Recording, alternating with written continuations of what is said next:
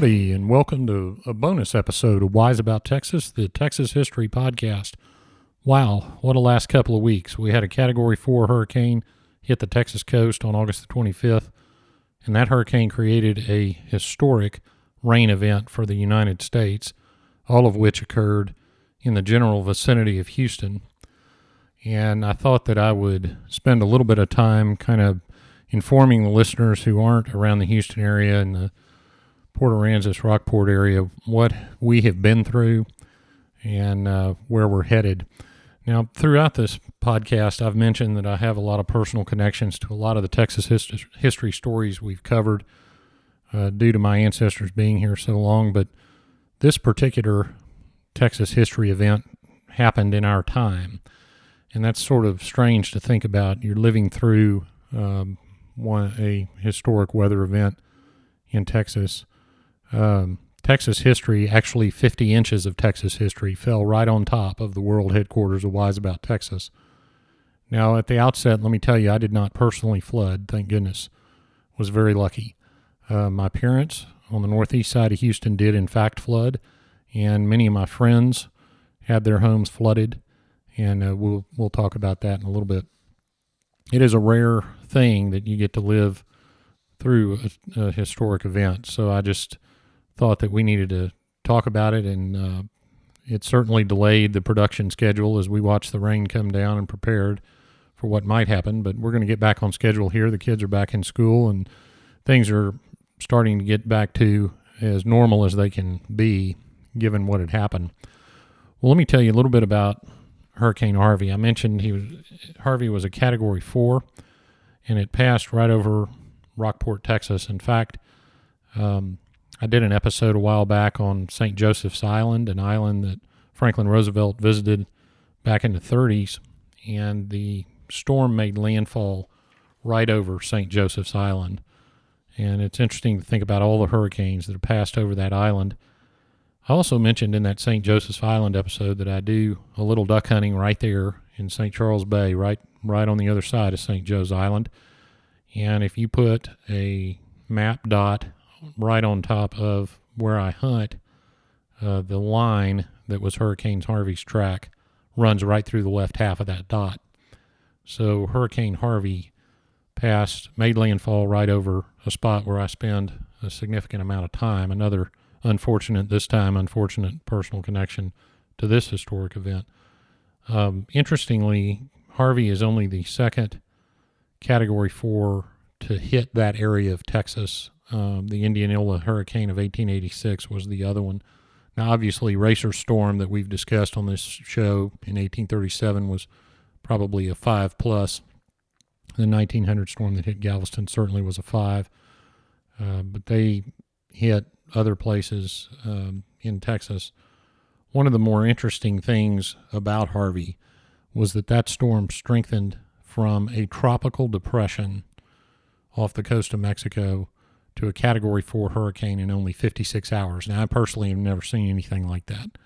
And I don't know, the meteorologists in the audience might have some more information in that, but Harvey accelerated and grew very, very quickly. If you go back and listen to the episode I did on series of episodes on the 1900 storm, I talk a lot about how hurricanes form.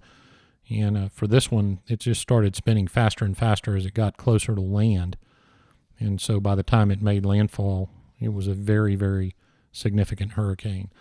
I want to mention Rockport and Port Aransas. The pictures I've seen, both the public pictures and the private pictures I've received from friends down there, are not good. The buildings down there were demolished, most of them. There probably isn't a building in the area not affected in some way. Had friends with places down there that were destroyed and friends with places that made it through, as always happens in a hurricane. The house next door might be wiped off its foundation. Yours might be okay. But everybody has suffered, and so we need to send our prayers down there. They got the hurricane event. Now, let me tell you a little bit about the track, and then we're going to move to the flood event that resulted from the hurricane. I mentioned that the storm went in right over St. Joe's Island and right over the inland bays in the area. It moved inland several miles, but then it did something very strange. There was a high-pressure ridge above it, and it pushed that storm back to the southeast and offshore, which is a very unusual maneuver. Now, going back to Racer's storm, which we talked about in other episodes, that storm moved all the way up the coast from the Yucatan Peninsula all the way to Mobile, Alabama before turning in, and that is a very strange track. But traditionally, hurricanes come straight in and move inland. Well, this one didn't. It came back and started to go back offshore, which of course is very dangerous because the warm Gulf waters that spun it into a Category 4 in only 2 days were right there to receive it.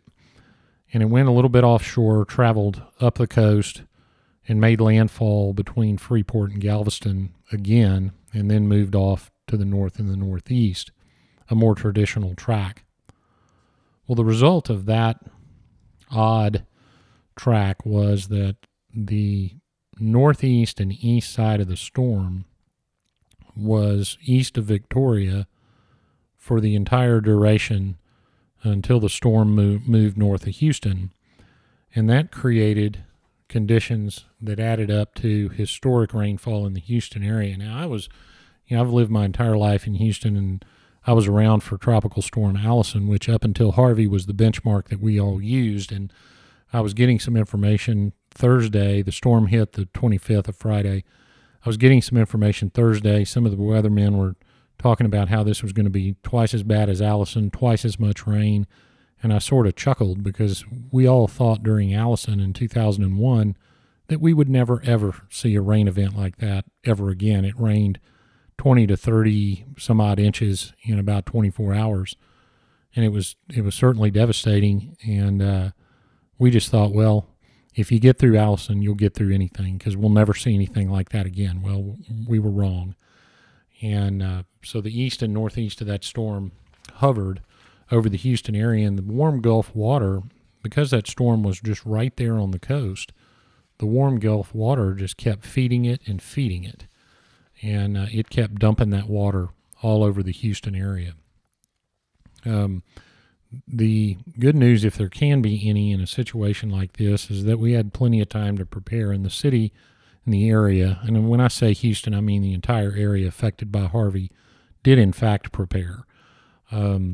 And I think that it's a testament to as much as you can prepare for something like this. And the more I think about it, the more I think you really can't prepare for anything like this. But people did understand what was going to happen, especially those that had been through Allison.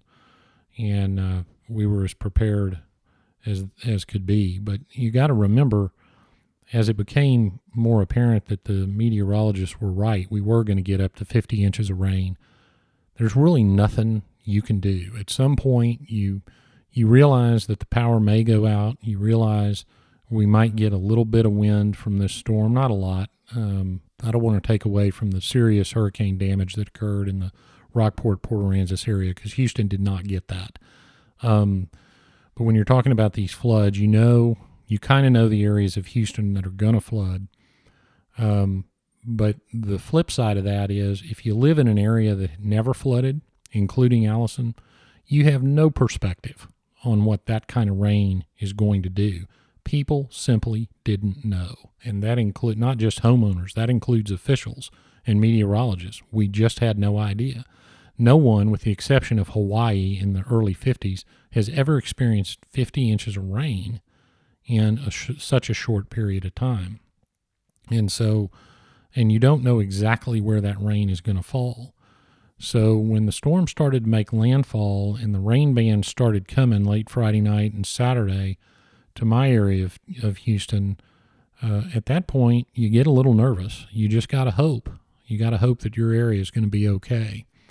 The area I live in now is near one of the bayous in Houston, and of course we've seen hard rain, but this area wasn't built in 2001 when Allison hit, so we truly did not know what was going to happen, and that certainly is nerve-wracking.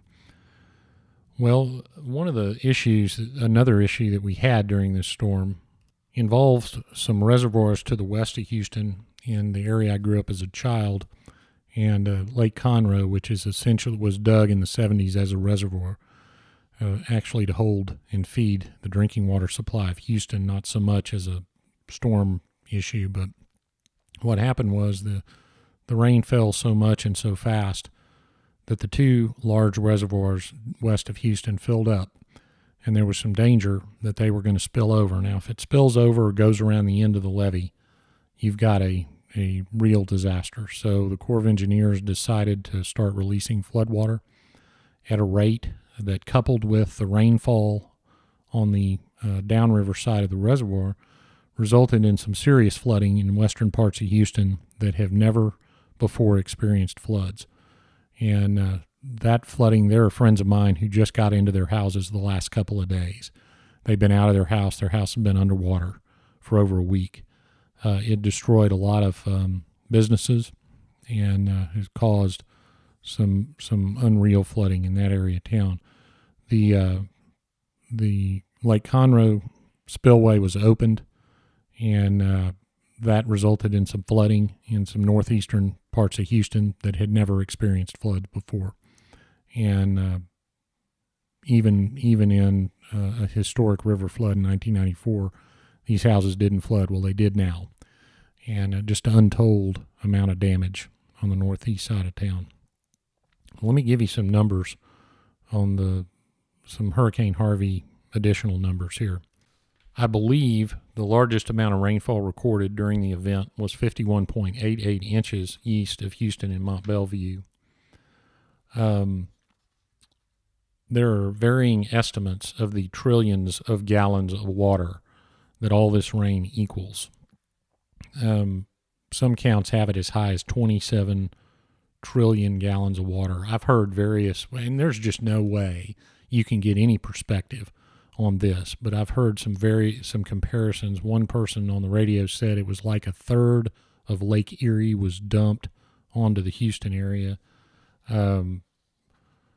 Another person wrote that the amount of rain that fell would fill the Astrodome 86,000 times. I'm not sure you can really understand what that means, but I heard something very interesting yesterday from someone that the weight of all the water that fell on Houston would push the land down 2 inches. And I thought that was a very interesting perspective, the weight of all that water. The highest annual rainfall recorded at one of the Houston airports before Hurricane Harvey. Now, this is for a year. The highest total was 49.7 inches. We got more than that in 3 days. That's unbelievable. Another more current stat compared the rain that fell to the rain that fell in New Orleans during Katrina, which, of course, was a devastating flood for that city. The water levels after Katrina were 10 to 20 feet, even after the levees in New Orleans had failed. The rain that fell on Houston, if it had fallen in New Orleans in the same situation, would have been 128 feet. So it's really just an unreal amount of rainfall that fell on the fourth largest city and its environs in the country. A couple of other interesting stats direct from the flood control district. There's an estimate that 70% of Harris County, now the city of Houston lies within Harris County, but Harris County is much larger than just the city of Houston. 70% of Harris County was covered with up to 1.5 feet of water. That is a huge area. Flood control estimates that 136,000 structures would flood. Now that estimate is done based on property records and the areas that they know, the amount of rain and the amount of water that were in certain areas. So that's not exactly a correct number. I suspect the number is much higher, but that's what the official estimate shows. And it's really just hard to put into words the effect. We did have several dozen people die in connection with this event, and I want to say, and I'll say it again at the end, but I'm not taking anything away from the hurricane event in Port Aransas and Rockport. Nothing at all. That was a serious storm event. Houston, since this happened and I was going through it, that's why I'm kind of focused on this flooding, especially given the size and it was a national or world really historic flood event. But there were some real bright spots in this disaster, and I want to tell you about a few of them. First one I want to talk about, two things: the Cajun Navy and the law enforcement cooperation. My parents, I mentioned, their house flooded. They had to be rescued. It came up very fast. And the Cajun Navy is a group of people from Louisiana who hitch up their boats when a disaster hits, and they drove over here for no other reason than to help people. But they're more than just a bunch of guys with the boats coming over here. They are organized, and we didn't discover this until we were trying to help my parents. My parents, the water from the river came up so fast that there was no time for them to be rescued by a vehicle. We got on the Cajun Navy website, and they were very organized, gave you a number, took a phone number. Everybody got a phone call. Everybody had a tag number to cross-reference the people. And my parents were actually rescued by law enforcement officials, but the Cajun Navy pulled up as they were getting in the boat. The Cajun Navy people who had been dispatched over the internet by a group of private citizens just working to help showed up right away. And so big shout out to the Cajun Navy. Those guys are really, and girls, are really something. There was a great news article in the Chronicle. I'll try to post it on the website about a lady who was looking for a way to help and discovered the Cajun Navy needed some dispatchers, and she writes about her experience doing that, all from her laptop in her house. Really a great story. So the Cajun Navy did some great work. My parents were rescued by game wardens from the Florida Fish and Wildlife Commission. And so obviously big thanks to Florida Fish and Wildlife for doing that. They rescued tons of people over here. And they came all the way from Florida just to help. They didn't have to. They wanted to. And by the way, the Texas game wardens have sent a strike team to Florida to help with Hurricane Irma. The law enforcement, I've seen cars from Arlington, from Fort Worth, from San Antonio. Was helping my parents clean their house out. A Taylor County Sheriff's deputy came up the driveway to check on us. Law enforcement from all over the state of Texas came to Houston and to Port A and to Rockport to help in this disaster. And that's just how Texas is, and that's what we do. And so huge credit to the law enforcement community, our first responders. Firemen, too, they've worked tirelessly during this disaster. Houston set up 2 huge shelters in 2 of our largest structures. We have a convention center downtown, the George R. Brown Convention Center, that became a shelter immediately. Shortly thereafter, the NRG Center, which is where the Houston Livestock Show and Rodeo is held, became a shelter. It was very organized. It was operating very quickly. Thousands of people were helped. There was food. There was unbelievable amounts of clothes. In fact, at one point during the storm, everybody just said, quit bringing clothes because we just can't handle it. Everyone is too generous, and that's a good problem to have. But everybody came together to help those in the shelters. The Red Cross obviously sets those shelters up and runs them very well. The Salvation Army was absolutely key during this event, and not just in Houston, but also down where the hurricane actually made landfall. They fed thousands of people. The Salvation Army's ability to do that is just unparalleled. They fed the first responders. In fact, there's a great story I heard that the Texas commander of the Salvation Army went down to Rockport, and there were some people that their apartments had been torn down by the storm, and they were really in trouble, and nobody had been there. Nobody had come to them. This was right after the storm, and, everybody's running around doing first responders, obviously prioritizing safety and life safety and fire issues. And he rolled up there to this apartment complex with a food truck and that Salvation Army logo. And one of the people in that apartment looked at him. He saw that logo and said, "I knew you would come." And I just think that's a great story, great testament to what the Salvation Armies do and all these relief organizations do. I had several friends that set up impromptu barbecues, guys that like to cook. It will not surprise any listener that I have a lot of friends that like to cook barbecue.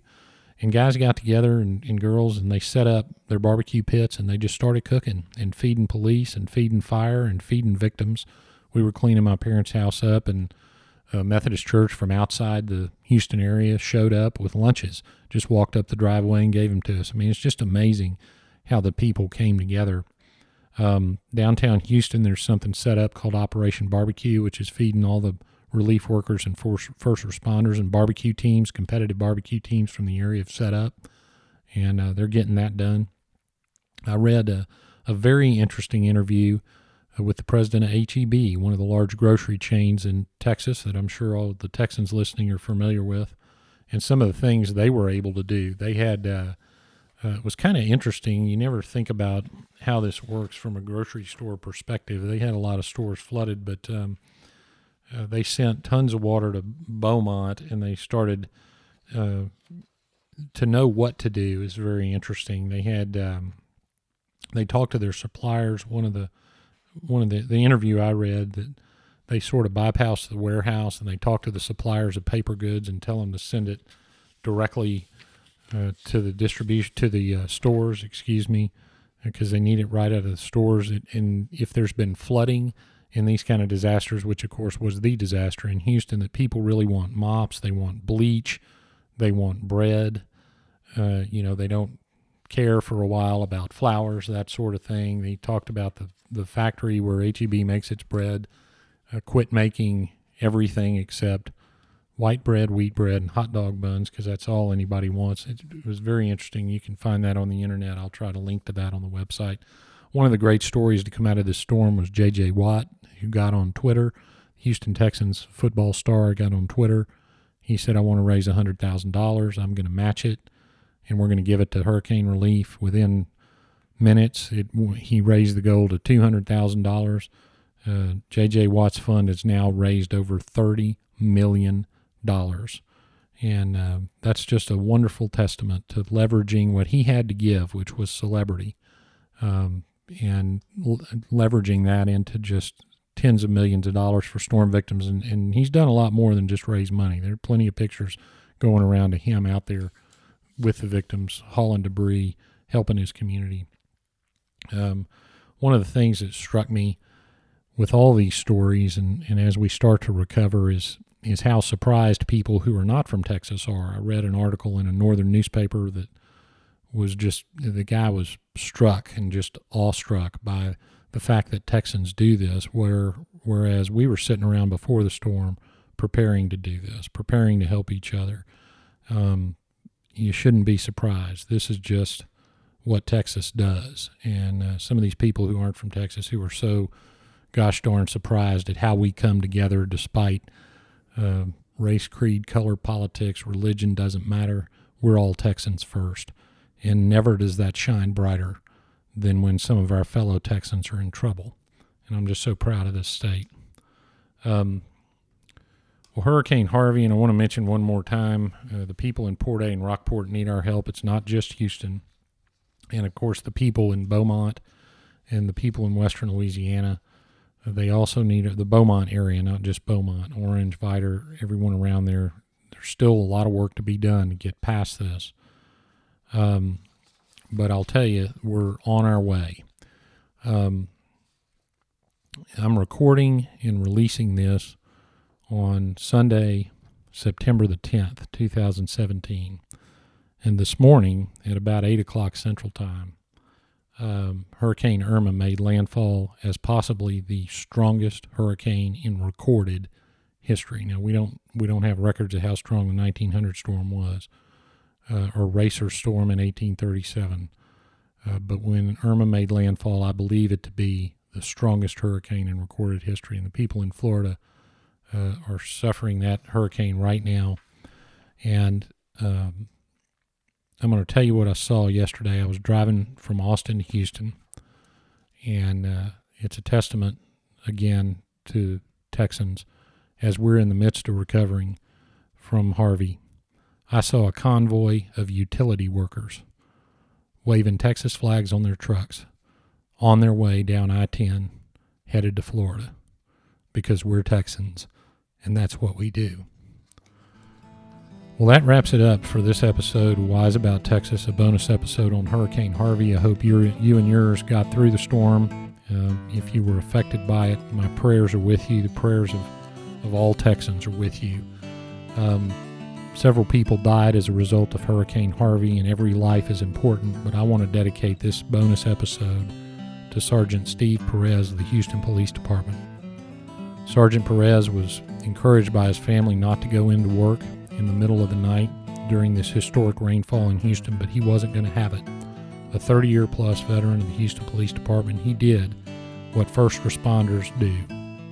He went toward the storm because he knew he would be needed to help. And unfortunately, an intersection had flooded faster than anyone could have anticipated. And Sergeant Perez was in his patrol car and drove into the high water, was unable to escape, and lost his life serving his fellow man. So this episode of Wise About Texas is dedicated to Sergeant Steve Perez. Well, we made it through Harvey, and we're going to recover. Our prayers go out to the people in Florida dealing with Hurricane Irma right now. Don't worry, Texans are going to be there to help you. The Texas game wardens are already over there, and Florida's going to recover too. Stay safe out there, everyone. Go out there and do something to help the victims of Harvey. Do something to help the victims of Irma. You don't have to donate money. You can go tear sheetrock out. You can go help people recover from this storm. That's doing something for Texas. Until next time, God bless Texas, and we'll see you down the road.